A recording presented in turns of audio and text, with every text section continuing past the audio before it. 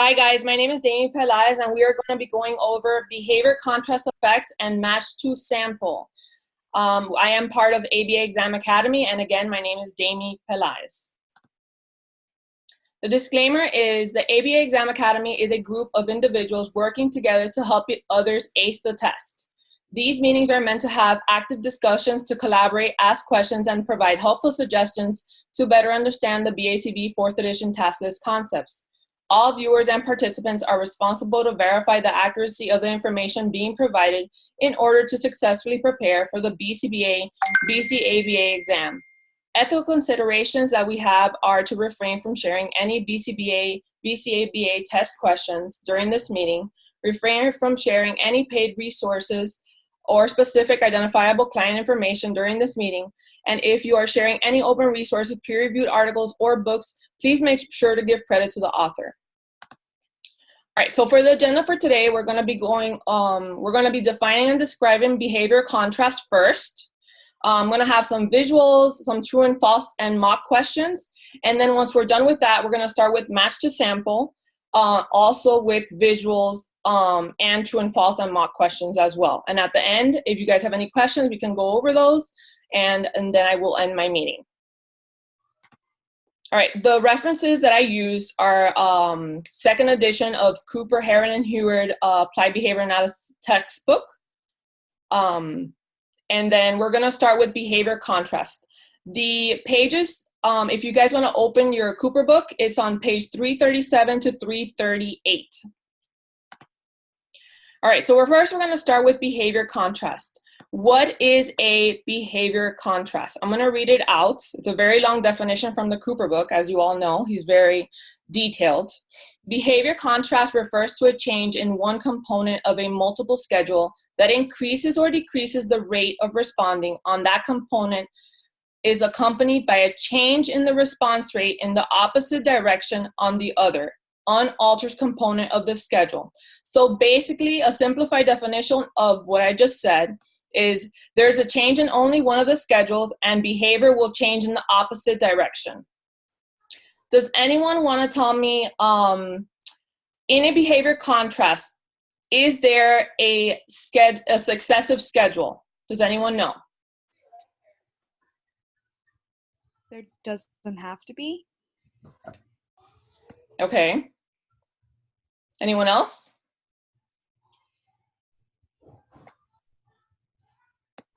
What does successive mean? Does anyone know what successive means?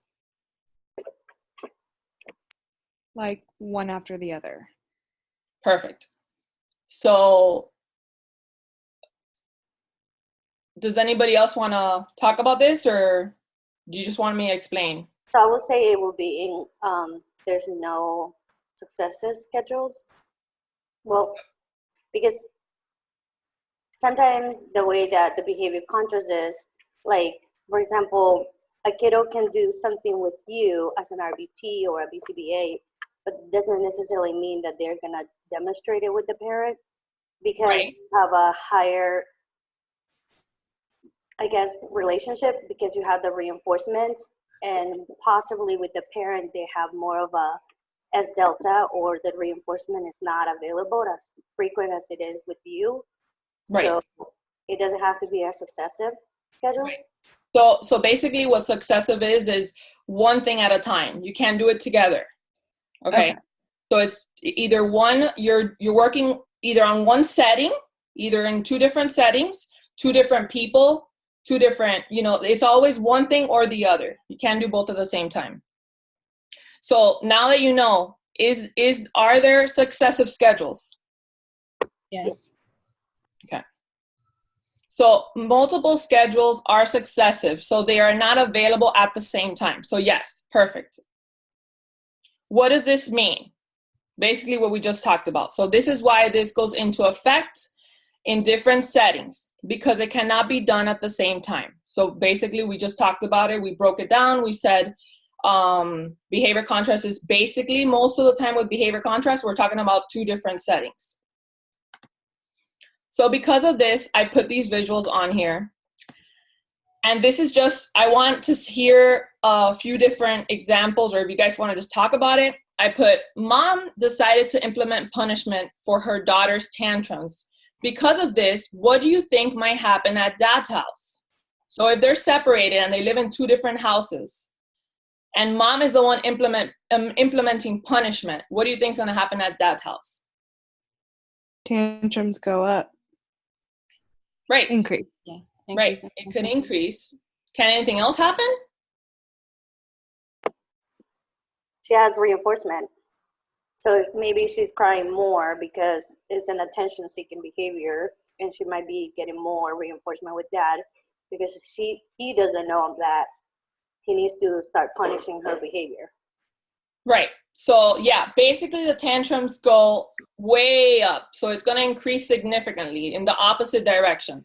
So the graphs that I have seen for behavior contrast, usually the behaviors go way down, and then in dad's house, it'll go way up. Like it's complete opposite, like completely in opposite directions. Okay.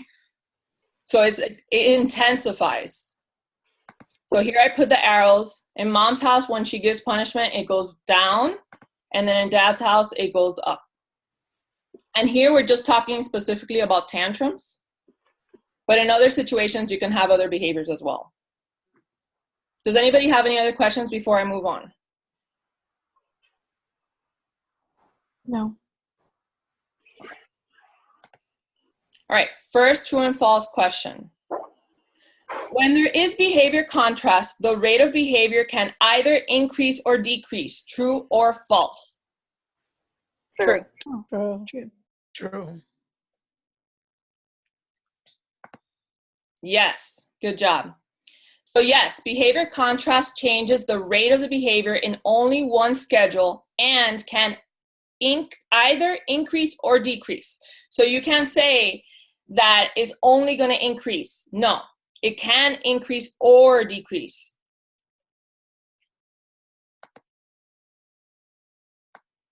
All right, next question. Behavior contrast is an unwanted effect of punishment and extinction. True or false? True. True. Anyone else?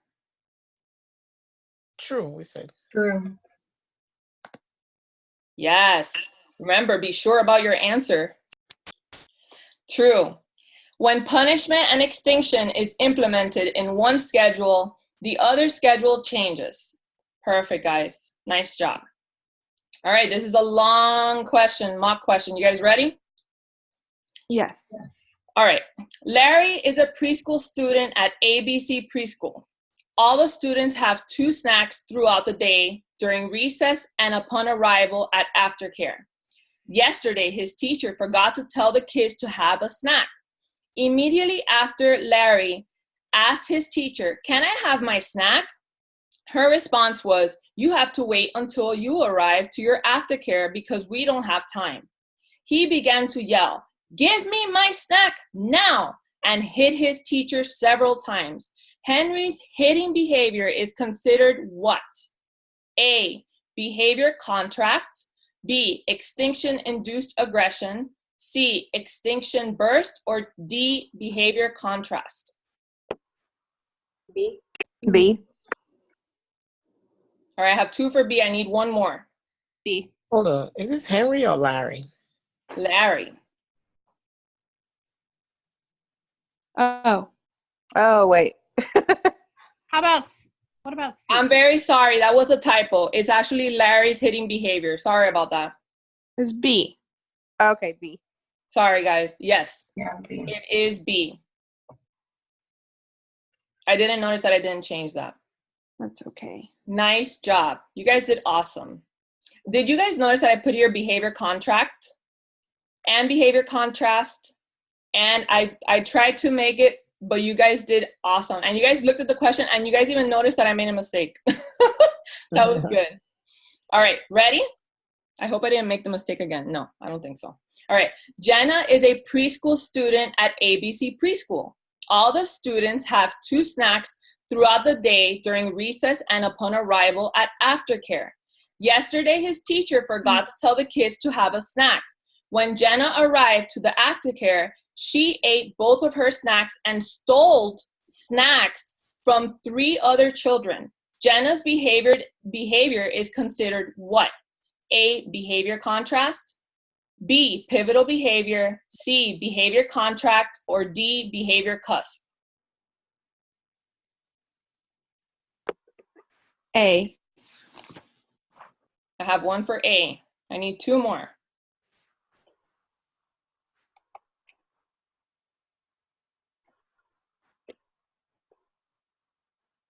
A.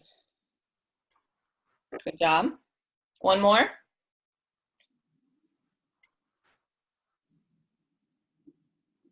A. All right. Nice job. Very good, guys. And I had the same scenario, two different situations. Great job. Great job. All right, now we're going to move on to matching to sample. This is page 398 to 401 on Cooper as well.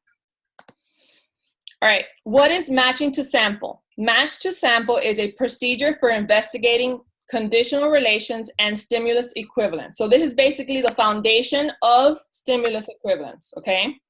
What are the two types of matching to sample procedures? Does anyone know?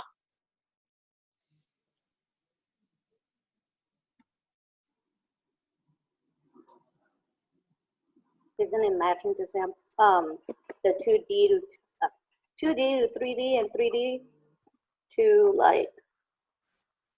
No. Nope. Okay. They have Identical and non-identical. Perfect. Yes. It's identity matching to sample and symbolic matching to sample. So non-identical is symbolic. Yes. Good job. Can you tell me the page number again where this is found in Cooper book? 398 to 401. Okay, thank you. You're welcome. All right. So a simplified explanation of match to sample, which is from the definition we have on the left-hand side, is basically choosing a sample, which is also known as a stimulus, and asking others to relate something to that specific stimulus. Does anybody understand? Because I want to make sure you guys know what that means. I think I need some further clarification. Okay, so basically you're the BCBA, you're the RBT, you choose a sample. Okay, you choose something. I'm choosing the marker and I'm telling you to match something to the marker. And you tell me this matches with the marker. This is a blue highlighter and this is a yellow highlighter. They're both highlighters, okay? You're not gonna give me a pencil. This has no relation to this. So basically you're going to find out something that has some type of relation to that sample. This is the sample, the blue highlighter, okay? I'm gonna break it down a little bit more for you guys, but basically that's what it is. But I have some visuals I'm gonna share. Is that better? Is that explanation a little bit easier to understand? So how would you relate this back to like a clinic setting, like DTT, but with same? You can use it in DTT, but you can also use it in NET. I'm gonna show you on my next slide. I have some visuals where I'm gonna show exactly how you use it, okay? Okay. Can anyone explain the two terms that I have on the left-hand side? Identity matching to sample and symbolic matching to sample. What's the difference between them? Does anyone know?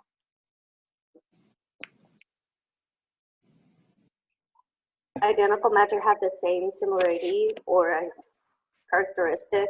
Right.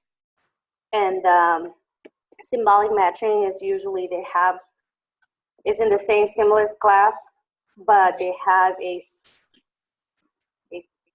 so the identity is the same and the symbolic is a similar, right? Similar, right. There's some type of relation in symbolic where identity is exactly the same.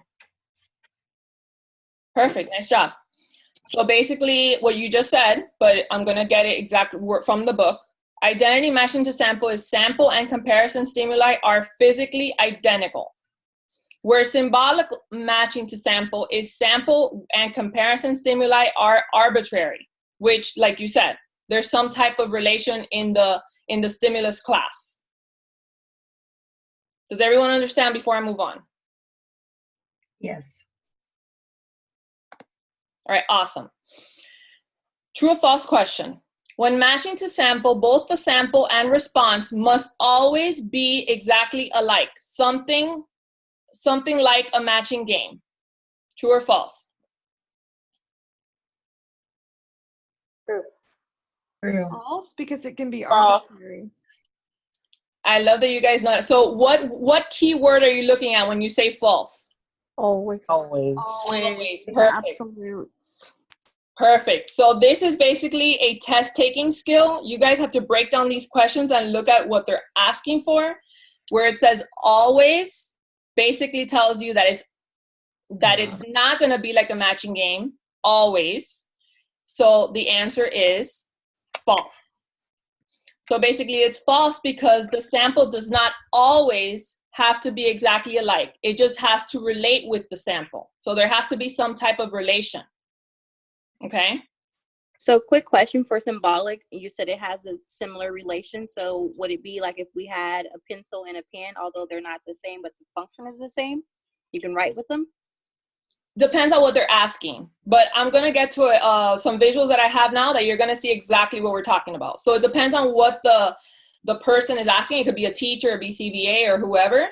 If they're asking for that, then yes. But if they're not, then no. So you have to look at what specifically what they're asking for. Okay, thank you. Yep, no problem. All right. So in this slide, when I tell you or a client, match, okay? Tell me which one they're going to match it with. The white dog. The white dog.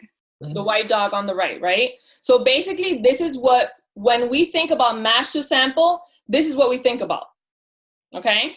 This is what is the known match to sample, okay? You say match, and they match the exact same thing, right?